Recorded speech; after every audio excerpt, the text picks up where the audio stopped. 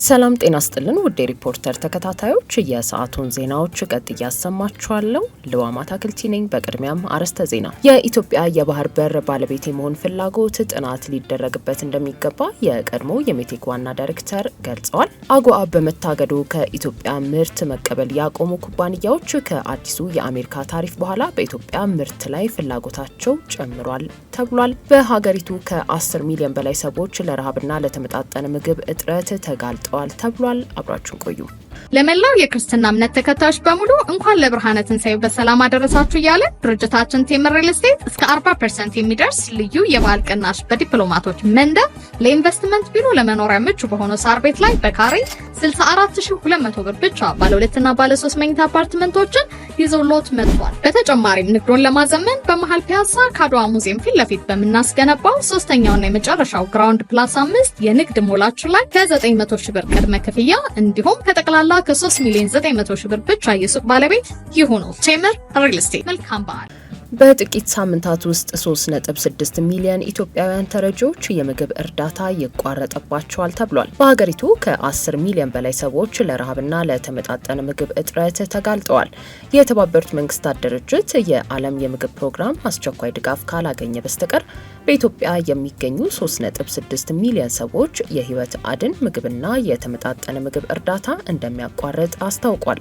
የዓለም የምግብ ፕሮግራም በቶሎ ተጨማሪ ድጋፍ ካላገኘ በግልጽ ባላስቀመጠውና በጥቂት ሳምንታት ውስጥ ብሎ በገለጸው ጊዜ ውስጥ እርዳታው ሊቋረጥ እንደሚችል ሪፖርተር ከዓለም ምግብ ፕሮግራም ያገኘው መረጃ ያመለክታል።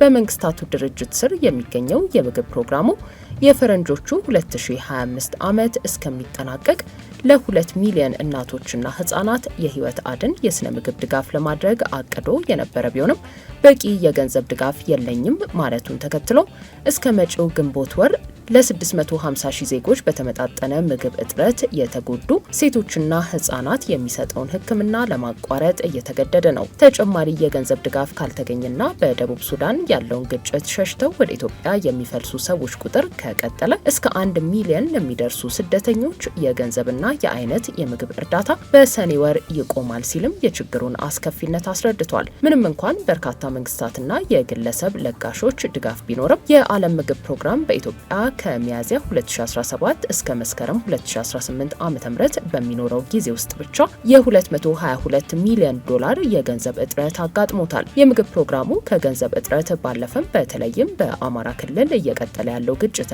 የጸጥታ እጦት ፈተና ሆኖብኛል ያለ ሲሆን በደህንነት ችግር ምክንያት በክልሉ ውስጥ ከግማሽ ሚሊዮን በላይ ተጋላጭ የሆኑ ዜጎች ጋር ለመድረስ ፈተና ሆኖበታል ነው የተባለው። በተጨማሪም የመኪና እገታ፣ ዛቻና ስርቆት የመሳሰሉ የወንጀል ተግባራት እየጨመሩ በመሆናቸው በሰራተኞች ደህንነትና በረድኤት ስራው ላይ ከባድ አደጋ እንደሚያመጣበት አሳስቧል። የዓለም የምግብ ፕሮግራም በፈረንጆቹ 2025 የመጀመሪያ ሩብ ዓመት ውስጥ 1 ሚሊዮን ገደማ ስደተኞችን ጨምሮ ከ3 ሚሊዮን ለሚበልጡ ሰዎች የምግብና የተመጣጠነ ምግብ ድጋፍ ማድረጉ ተገልጿል። የድርጅቱ ድጋፍ ድርቅ በተከሰተባቸውና የምግብ እጥረት ባለባቸው አካባቢዎች ትኩረት ማድረጉንም አስታውቋል።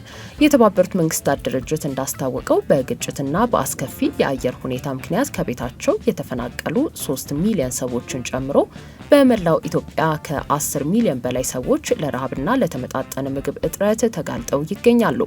የተመጣጠነ ምግብ እጥረት እጅግ አሳሳቢ ደረጃ ላይ የሚገኝ ሲሆን 4.4 ሚሊዮን ነፍሰ ጡሮችና ጡት የሚያጠቡ ሴቶች እንዲሁም ህጻናት የተመጣጠነ ምግብና ሕክምና ይፈልጋሉ ተብሏል። በሶማሌ፣ ኦሮሚያ፣ ትግራይና አፋር ክልሎች የህጻናት መቀንጨር በከፍተኛ ደረጃ ጨምሯል ሲል የዓለም ምግብ ፕሮግራም አስታውቋል። ከጥቂት ሳምንታት ቀደም ብሎ ለህዝብ ተወካዮች ምክር ቤት ለውይይት የቀረበው የአደጋ ስጋት ስራ አመራር ረቂቅ አዋጅ ዜጎች መዋጮ እንዲከፍሉና ኢትዮ ኤድ በሚል ስያሜ ለተቸገሩ ጎረቤት ሀገራት ጭምር ድጋፍ ይደረጋል መባሉ መነጋገሪያ ሆኖ እንደነበር ይታወሳል። የኢትዮጵያ የባህር በር ባለቤት የመሆን ፍላጎት ጥናት ሊደረግበት እንደሚገባ የቀድሞ የሜቴክ ዋና ዳይሬክተር ገለጹ።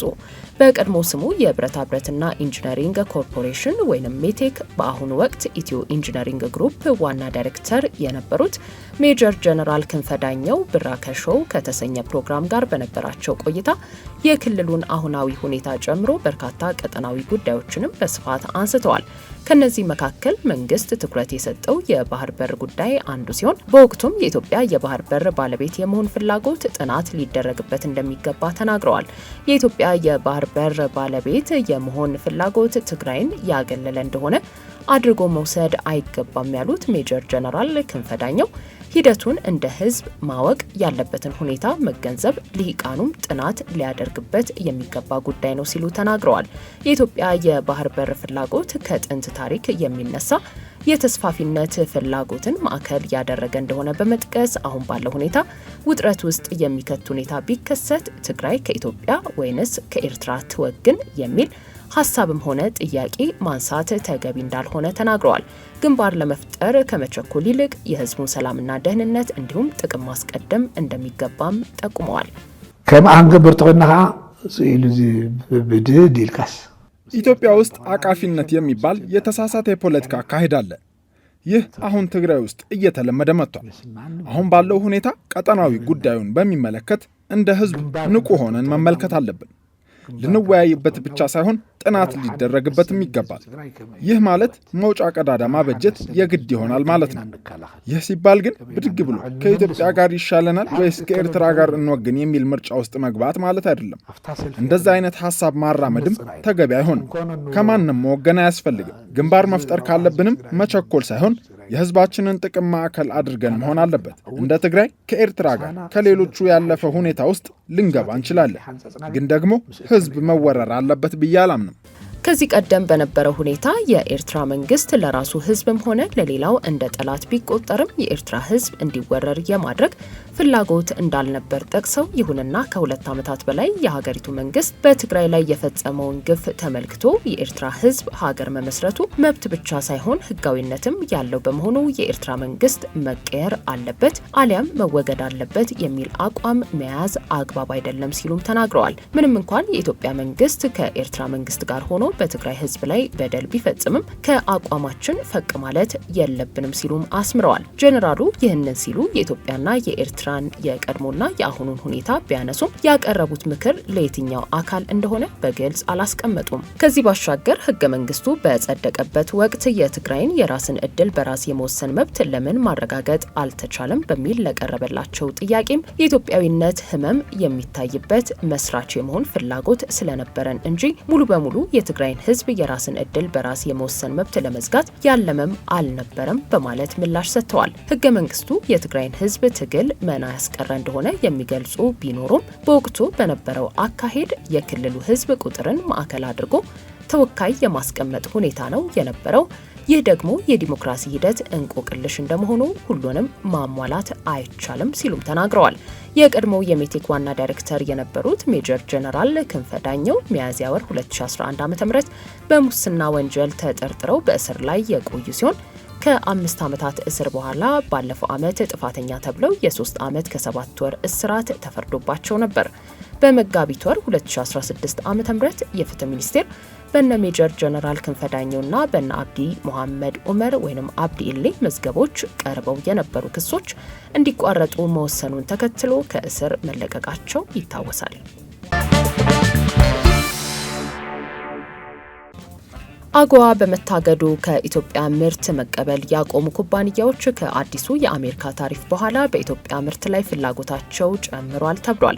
እንደ አውሮፓውያኑ አቆጣጠር በ2021 በሰሜን ኢትዮጵያ በነበረው ጦርነት ምክንያት ኢትዮጵያ ከአጎዋ በመታገዷ ወደ አሜሪካ ገበያዎች ምርቶችን በነፃ መላክ ያስችላት የነበረው በአሜሪካ ከኮታና ታክስ ነፃ እድል ወይም አጎዋ እገዳ ምክንያት ከኢትዮጵያ ምርት መቀበል ያቆሙ ኩባንያዎች እንደገና ለመመለስ ጥያቄ ያቀረቡ መሆናቸው ተገልጿል።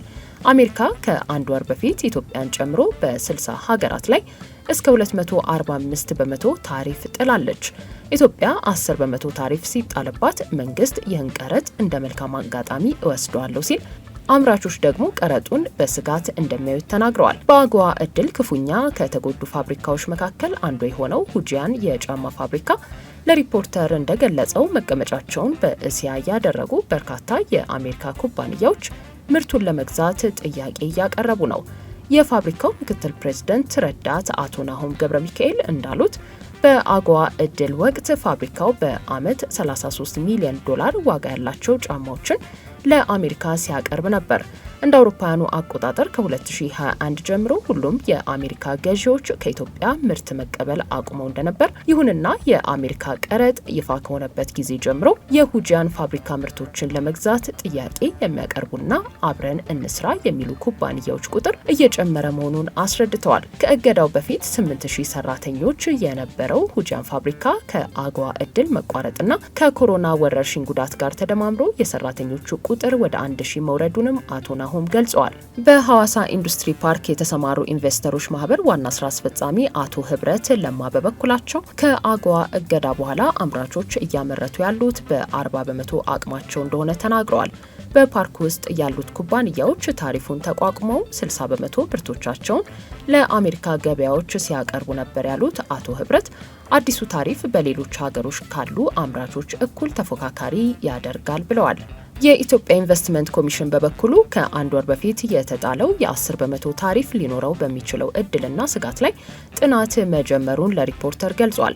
ባለፈው ሳምንት በቪየትናም ይፋዊ ጉብኝት ያደረጉት ጠቅላይ ሚኒስትር አብይ አህመድ በስፍራው በሰጡት መግለጫ በአሜሪካ የተጣለው የ10 በመቶ ታሪፍ ዓለም አቀፍ ኩባንያዎችን ወደ ኢትዮጵያ ለመሳብና ተወዳዳሪ እንዲሆኑ ያደርጋል ማለታቸው አይዘነጋም። ውድ የሪፖርተር ተከታታዮች የሰዓቱ ዜናዎቻችን እነዚህ ነበሩ። ስላደመጣችሁን ከልብ እናመሰግናለን።